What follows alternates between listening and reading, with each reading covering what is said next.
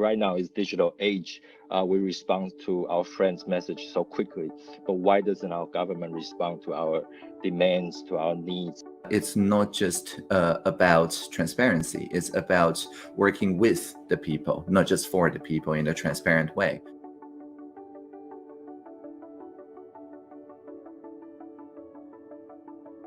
We see things happening in the high towers, but as a citizen, I'm always thinking, why can't I contribute more? Why can't I ask for more?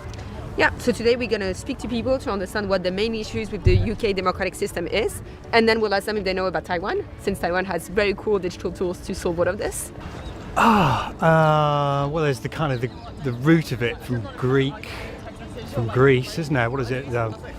Something to do with power of the people, power to the people. I mean, I don't know. What is the definition of democracy? It's not what we've got at the moment. Going through some extreme challenges at the moment. Wow, that's a difficult one. Instead of re-electing a politician every 5 years, you're constantly in control of the legislation implemented. Would that be like a more of a positive thing or a negative thing? I mean, it could work. It might. Are there any examples where that works anywhere in the world? Taiwan, actually. Taiwan, okay. They're using digital tools to innovate democracy. Okay, and how's that going? Where? Yeah. Is in Asia. It's south of China. South of China, right?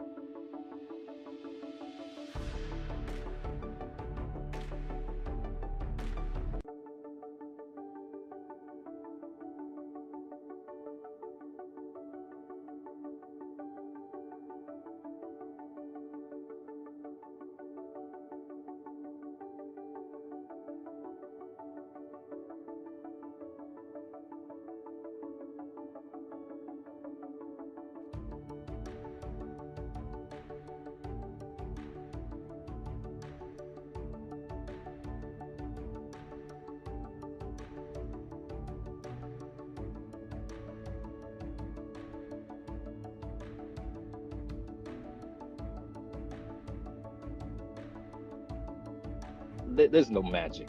Just a lot of people criticizing the process along the way. Taiwan is a big movement that's called Sunflower Movement.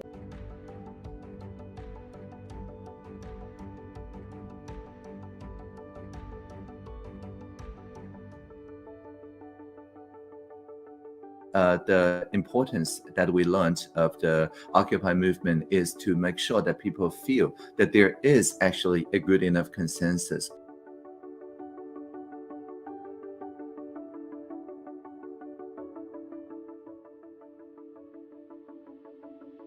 So we crowdsourced the agenda, meaning that we asked everyone, including taxi drivers, Uber drivers, passengers, and so on, for 3 weeks. What do you feel? How do you feel about this situation? And so after 3 weeks, we do get the rough consensus, and everyone can see that actually most people agree with most of their neighbors on most of those values, that regardless of whether you are in a Uber camp or a taxi camp, that there is actually a good enough consensus across previous seen as divisive camps. And we agree to disagree on a few ideological things, but that's fine. Let's just regulate the rough consensus that we have.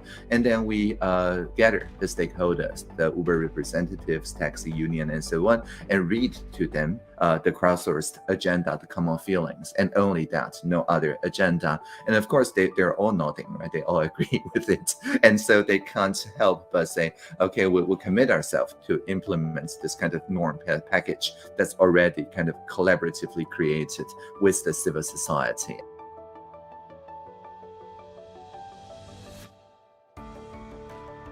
I'm not going to tell you that things are great here or that it's fit, but I can say that I would say people who are politically motivated and want to get involved, I'm sure a lot of them would feel that they have that channel at the moment here. I think part of it is just, working with civil society groups and being in dialogue with civil society groups and open to that kind of collaboration, right?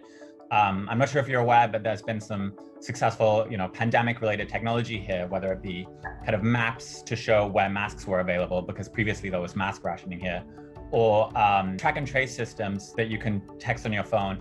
These are all kind of developed by civil society groups and then promoted and expanded with the government. And I think having those channels where something created by a civil society group the government can then say, this is good, let's expand this, let's take this, is really important. And I don't see that happening as much in the UK.